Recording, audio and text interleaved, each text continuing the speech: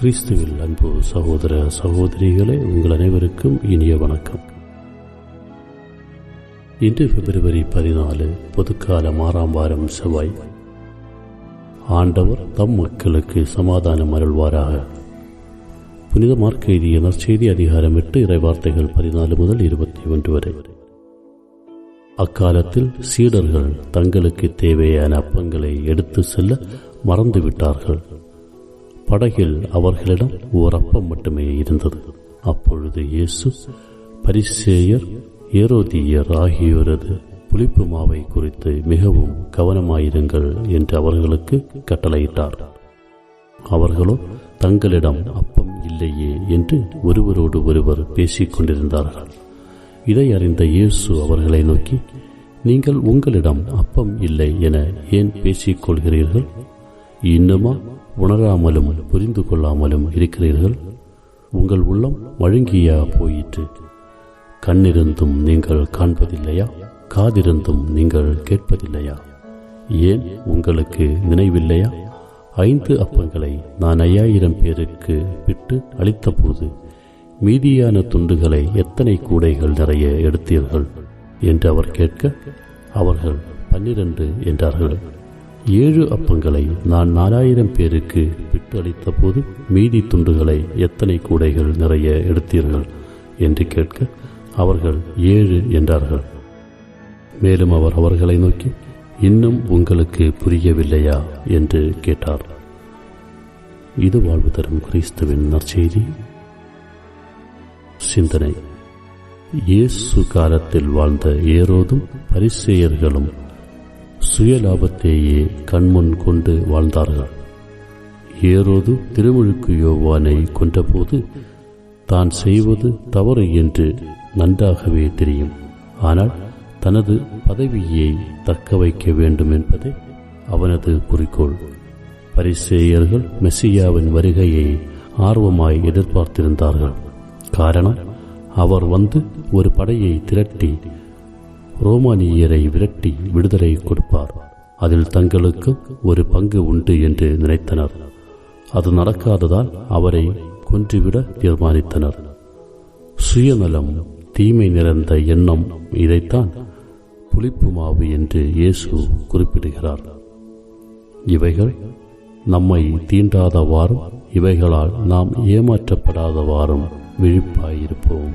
ஆமென். இந்த நாள் இனிய நாளாய் அமைய நல்வாழ்த்துக்கள்.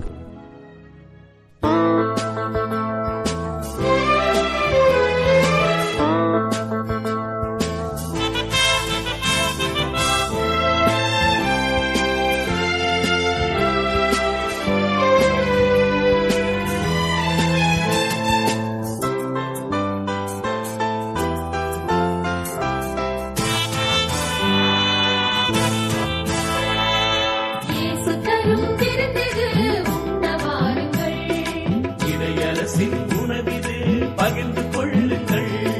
இயேசு தரும் விருந்திது உண்ணவாருங்கள். இறையரசின் உணவிது பகிர்ந்து கொள்ளுங்கள்.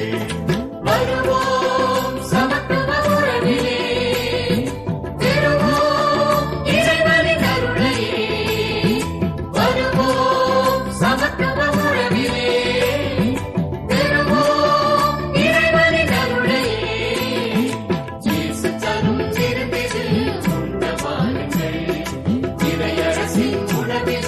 பகிர்ந்து கொள்ளுங்கள்.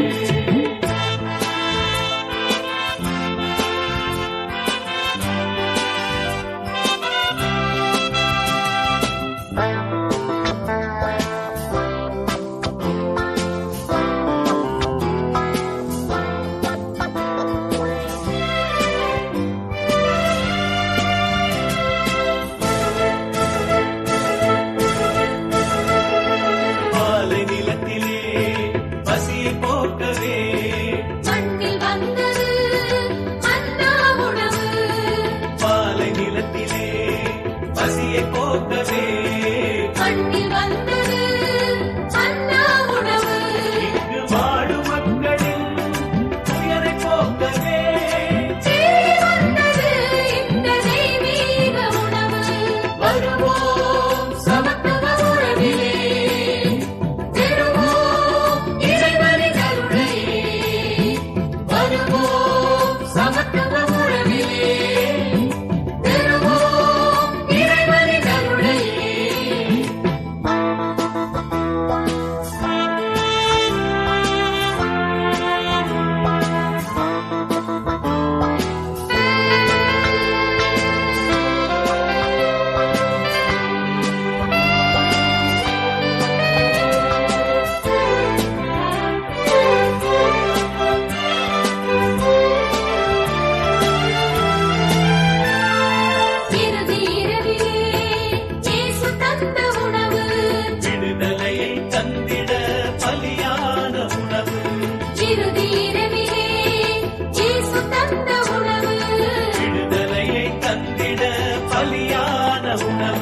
என்று நீதி